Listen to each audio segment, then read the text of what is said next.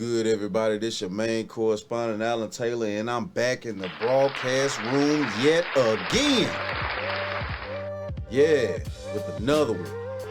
Got the CGA in the joint right here, you know what I'm saying? Let's give them a shout out, real talk, the CGA, baby. It's going down. It is going down, yes. You know, Coach Greg Adams, real talk, you know what I'm saying? So, yeah. We about to check him out, you know what I'm saying, see what he talking about, you know, and let's go here, baby. Let's go here. Here it is right here. 3 reasons why men keep picking the wrong woman. Because first of all, I mean, obviously, men have been trained.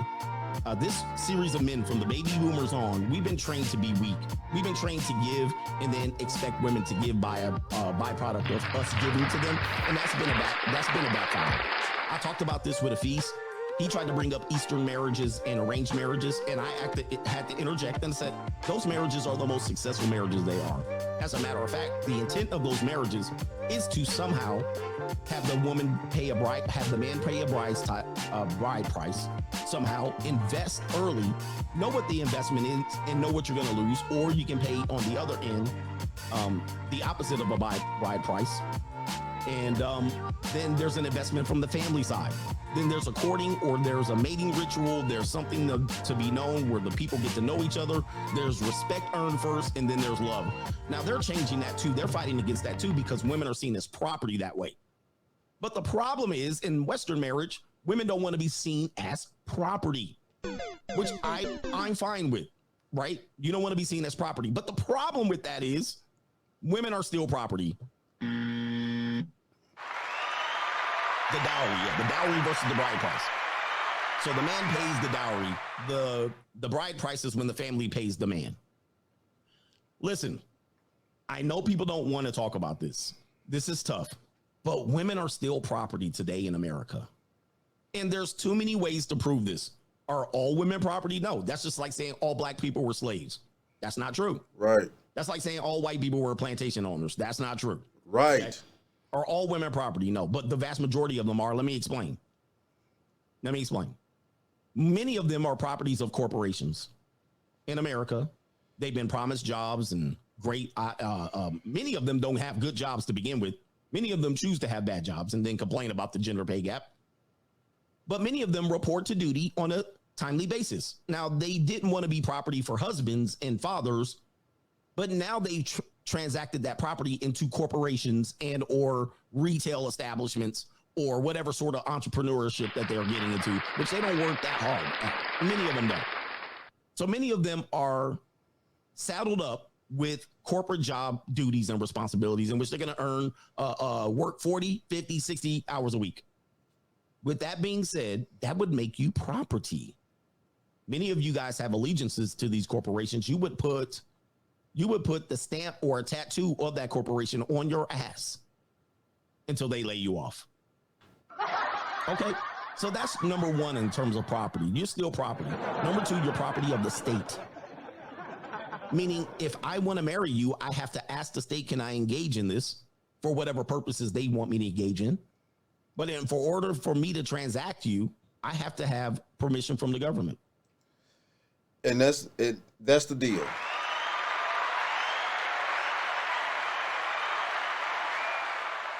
That is the deal. And that's the thing. You know, when you go to marry a woman and you have to get this marriage license, which is a bonded license between 2 people, really 3, which the third party is not necessarily a person. The third party is the government. 2 people in the government. You're making an agreement with the government as 2 entities that once you 2 come together and combine resources and combine incomes and things like that, and you know, you're promising to do such and forth and this and that and woo to woo, but the trick bag to the game is that the woman can change her mind at any time, and she's allowed to do so, and she can also run off with your resources, and you will be stuck, and she's getting all the bags.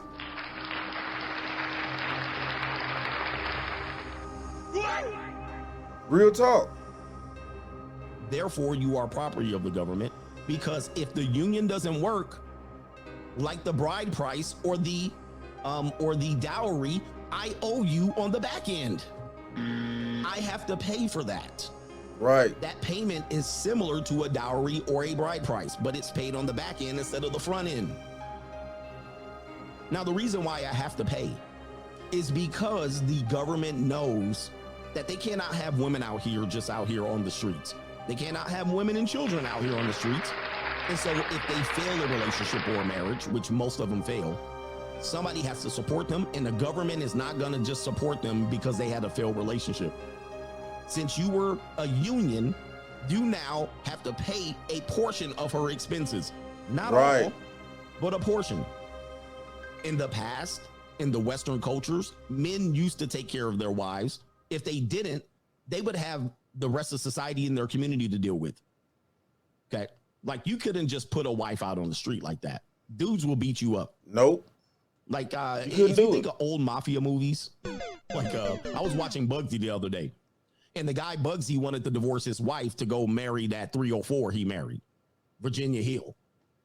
But then they were like, even his mafia friends was like, you can't divorce your wife and leave her out there like that.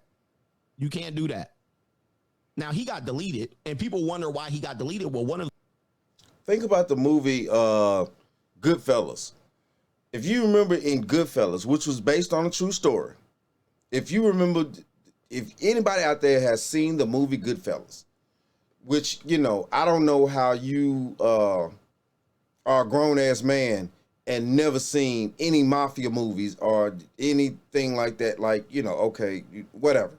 But if you've seen the movie Goodfellas, in that particular movie, it was a scene in that movie, you know, where Henry Hill had his side piece, which he had, you know, got her an apartment, you know, kind of close to, right in the vicinity of the neighborhood where he lived at and things like that, with his wife and children and stuff like that. He had got his side piece an apartment. And, of course, it came to a point where his wife was getting on his nerves. Basically. So now he decided to go over and spend more time at the girlfriend's house, you know, which he was paying for and things like that, with, you know, the apartment, you know. He decided to go and spend more time over there than he was at home. So what happened was, the big bosses, they had a sit down. And what the French toast is there to think about? Right. They had a sit down, and at the end of the day, the big bosses told him, this is no good. You have to go back home to your wife. We have to keep up appearances. You know, you can't be out here like this. No. No. You can't be out here like this. We have to keep up appearances. And appearances, definitely amongst that group of individuals, you know what I'm saying, with what they had going on, were family. Family, people. Family. Real talk. One of the reasons was he was about to leave his wife and leave her ass out in these streets. And it was like, nah, you ain't about to do that to her. Nope. Right. And people would do that. But now the penalty is no longer society. It is the government that says, well, you're not just about to leave her out here. You're going to pay for her, but we're also going to give her access to welfare and EBT and government programs and shelters and all of these things. So in essence, they're still kind of property. They're still kind of property. They have somebody that will prop them up. Not only that, you have the student loan problem. You have the student loan problem, which a lot of these women have drummed up 6 figures, 7 figures of debt. Yep. Definitely 5 figures of debt. And they're waiting for the government to pay this off so it can free them, thus making them indentured servants and a debt prisoner. All right, they're indebted to the government because the government owns these things. Now, yes, men surely did this too, but there was a big push to get women into college only for them to end up being in debt servitude. Right. This makes you property. Right. When you're an indentured servant, you are a property. You are a piece of property until you can free yourself from the debt. So when I say these things, and people keep saying that they're not property, yes, you are. Many men are still property. But when we're saying women don't want to be treated as property, they still are. Just as many of us melanated people are still slaves. Thank you. We're still slaves, so you just don't know it yet. We just changed the definition of things. With that being said, let's just get into it again. 3 reasons why men keep picking the wrong woman. The first one is dating fatigue. Dating fatigue makes cowards of us all. We had a basketball coach that used to say that. Fatigue makes cowards of us all. So when you get tired, you start making mistakes. When you get lazy, you start making mistakes. And the fact is, when you're dating, when you're available and single and you go through the dating hurdles, you go through online dating, you go through cold approaching, you meeting your friends at work, you're doing all of these things. At some point, you're going to get tired. You're going to get tired and you're going to make mistakes. You're going to start picking the wrong people. Let me give you an example of dating fatigue. Yes, the mental errors will start to mound. You'll start making compound turnovers. You'll start turning the ball over because you're tired. Not because you're not talented, because you're tired. Okay. And when you have dating fatigue, you're going to go on a dating app, swipe. You're going to go on a couple of dates. Oh man, this is getting tiring. So the last 3 women that are available to you, you'll pick from those 3 women because you're like, well, these 3 women are available. I'm tired now, so I'll just pick from these 3 women instead of doing what? Keep going, keep building. And that's the whole point. Yeah. It does come to a point to where, as you grow and you get older out here in life, yeah, you do get tired of playing the damn game. Real talk. You get tired of playing the damn game, and you want to have somebody in your life that's solid thinking, that's on the same page that you're on, that y'all could come together, you could achieve something together, and you won't have to worry about all the minuscule bullshit, the dumbness of it. Real talk. Building yourself. You'll just pick when you're tired. Not only that, dating fatigue also goes with money. You're going to go on dates. You got $600 in your bank account. You're going to go on dates and try to cheap your way around and go through all of this bullshit to try to keep up, keep not spending going past your $600 budget. Right? So you pay for the dating app, you pay for the Starbucks, you might pay for a couple of dinner dates, and so forth and so on. You're going to run out of money. You're going to run out of money, and then you're going to start broke dating, where you're going to start turning over the ball. You're going to start making mistakes. You're going to start sleeping with fat women. You're going to start doing things that you normally wouldn't do when you were full strength, when you weren't tired. And then you're going to start making excuses. Well, women only want me for my money, and they want me for dinner dates, and they finesse. You're going to start making excuses because you're fatigued. And fatigue makes cowards of us all. Right. Dating fatigue is a reason why you pick the wrong women, because when you're fatigued, you're going to start settling for who you have right in front of you. All right, these are the 3 last women. I'll pick from one of these 3 bozos. Not only that, you'll start taking women who let you bust up inside their guts. Orosky, turnover. And then you start saying, well, this woman had a baby on me.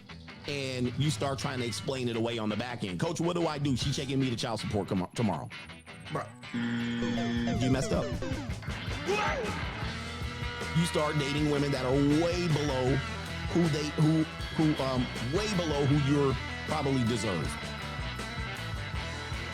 And this is dating fatigue. Many men date fatigue. Women date fatigue. Okay, women date fatigue as well. Yep. But it's the opposite. Let's show you the example of dating fatigue for women. And here's a secret that many guys don't know, especially in today's day and age, is that women love nice guys. We may not understand how much we love and appreciate them until we're a little older, and we've gotten that sort of asshole phase out of our systems. I'd say by our late 20s, early 30s is the point in our lives when we're just exhausted by the jerks and we have no time in our lives anymore for them. So we really start looking for men who we know will be great long-term partners, aka nice guys, right? And that's you.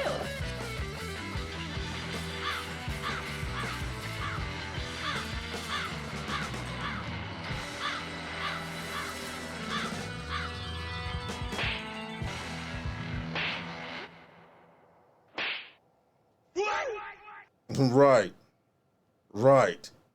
And that's you.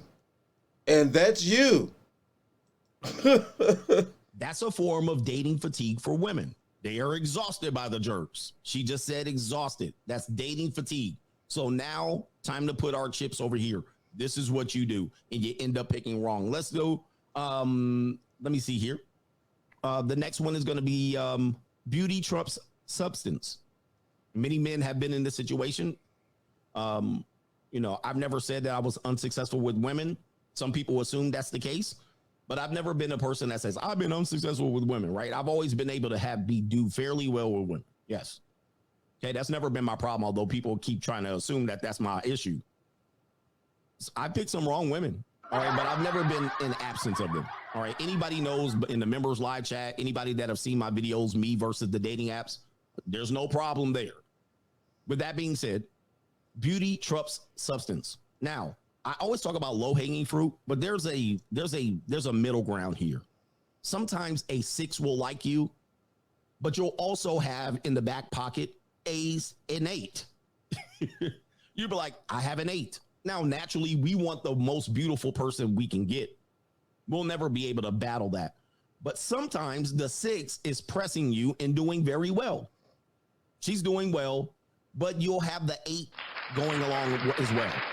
Okay, you'll have the 8, and the 8 will be giving you no respect, making you jump through hoops and hurdles, distracting you from life, dating other men, but you'll have access to this woman. And that's when you need to goddamn it get your motherfucking mind together. You know what I'm saying, at that point.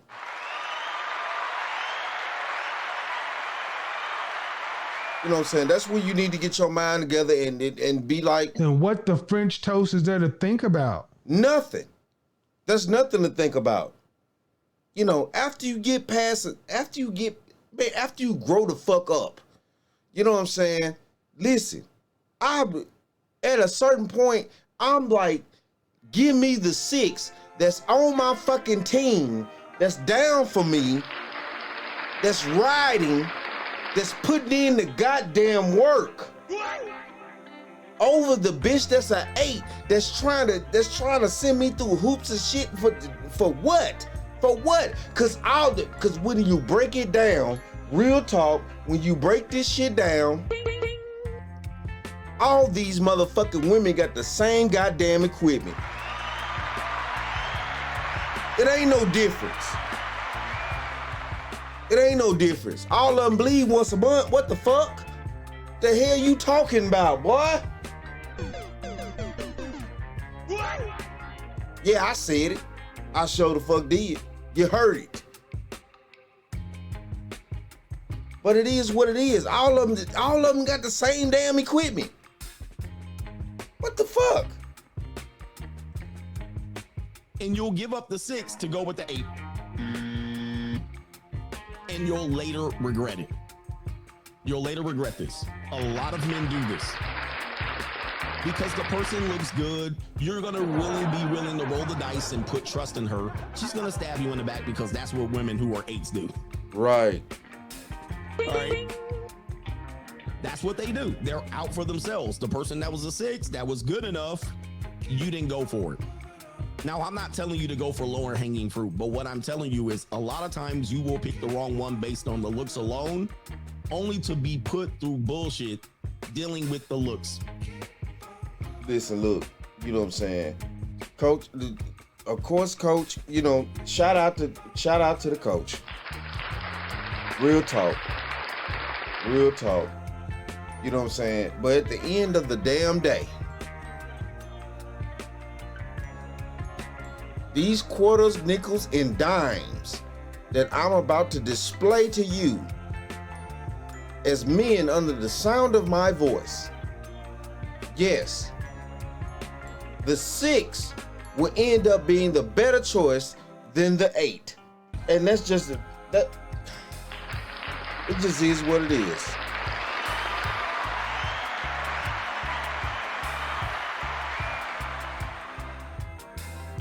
And you know, once you grow up as a man and you come to terms with yourself, this is the deal. Then what the French toast is there to think about? Nothing. The real is the real. It's nothing to think about. You choose the 6 over the goddamn 8. That's what the fuck you supposed to do. Have peace in your life. If the 6 is putting in more work than the 8, then what the hell you talking about, boy?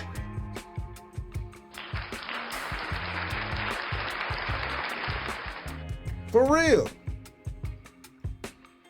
When the person that had just slightly less looks, all right, slightly not as in good shape, she stays in, she checks in with you, she gives you all this stuff, she's right there, she's there every day, but your dumb ass throw her out and you go for the 8, she runs your ass through circles because you allow her to, because she has looks. You're like, well, she has the looks, so I'll let her play games on me.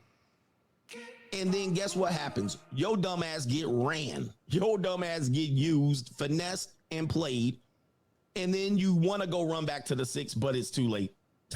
But the problem is, the beauty is one thing you choose above everything else. And that's going to be a long-term problem for you.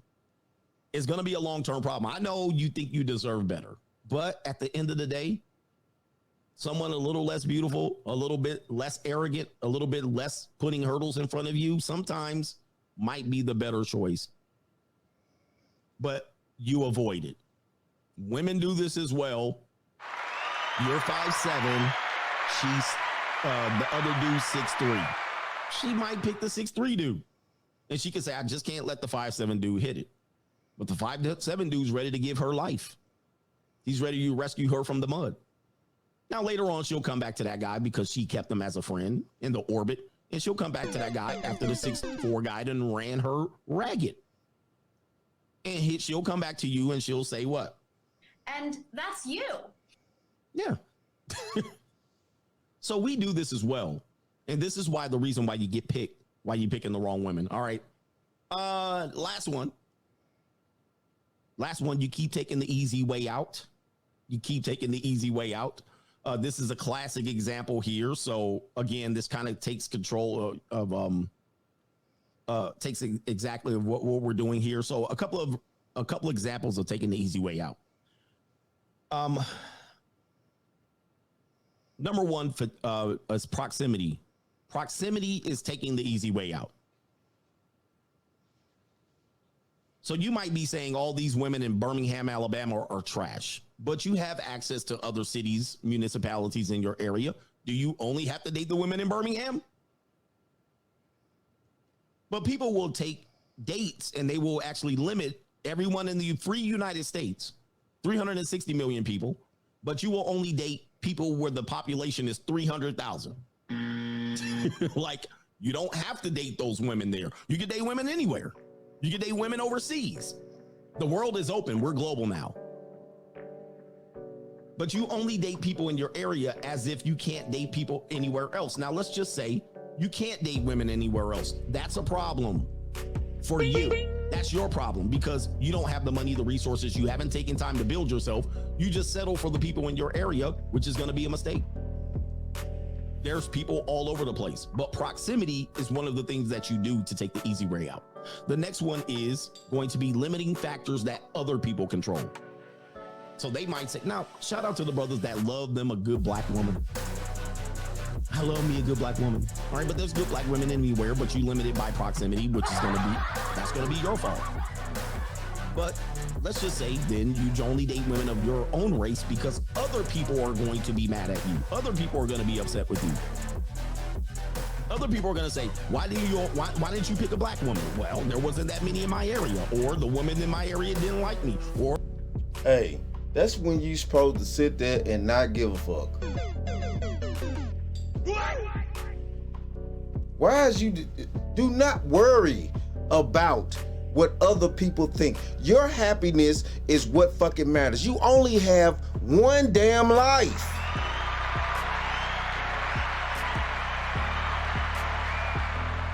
And it's up to you to live that one life, how you need to live it to sustain what you need for your life. What everybody else got to say and talk about and whoop de woo and wham bam and slammed and all that type of shit, that shit don't fucking matter. Real talk. Them people ain't living your life. They not paying your bills. They ain't doing nothing. What the fuck? Or they were pulling the that you want me. That's you.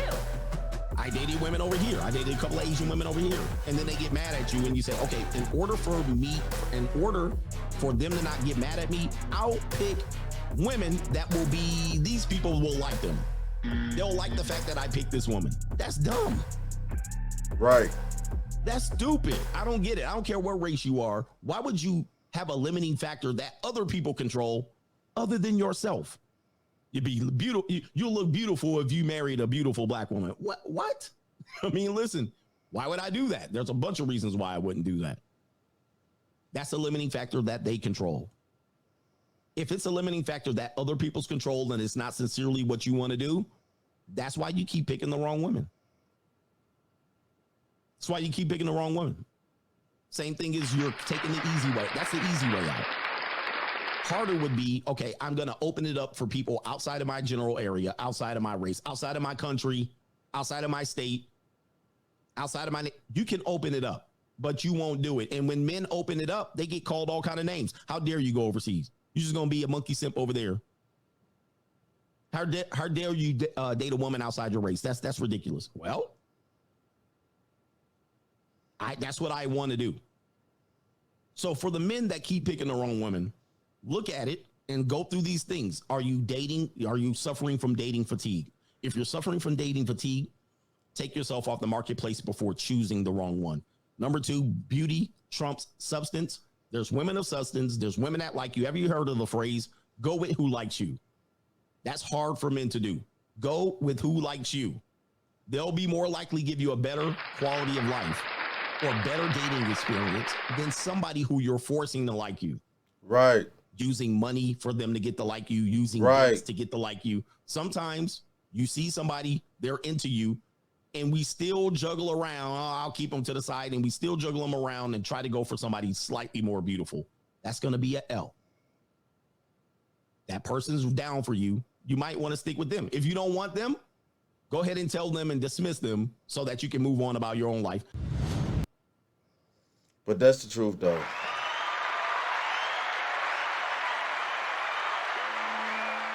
And it is what it is. It is what it is, man.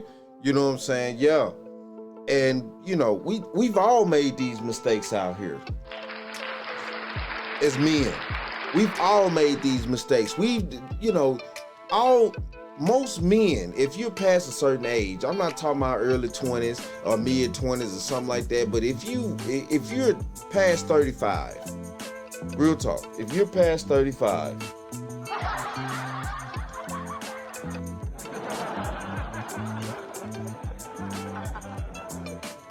you've at least ran across a couple of women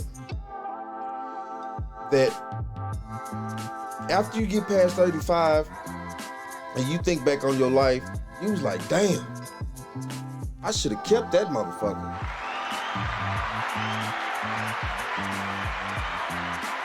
Real talk. And what the French toast is there to think about? Real talk. Real talk. You know what I'm saying? It is not a grown man on this planet that's past the age of 35 that don't think back on his life and, be like, yeah, that I should have kept that one. Because she was actually down. She wasn't putting these huge amount of stipulations on me. I didn't have to be a fucking a trillionaire to be with her. And she didn't want all this crazy ass shit. You know what I'm saying? She just wanted me. Real talk. She just wanted me. So, you know, yeah. For all my young brothers out there, man, yeah, you know, get over, discipline yourself. Discipline yourself, man, I'm telling you. Discipline yourself. And get over, you know what I'm saying, the look factor. You know, hey, just like the coach said, I understand too. We all want the good look, but shit, sometimes, man, the good look don't be the best option for you, baby. You know what I'm saying? It really don't. It really don't. And then sometimes, to be honest with you, let's just keep this real, because, you know, the factors that I done kind of seen in life, you know, most from where I'm coming from, you know what I'm saying, from what I've seen, most women, you know, of course where I live at, let's put it this way, most of the women here with the best bodies are not that pretty in the face. Real talk.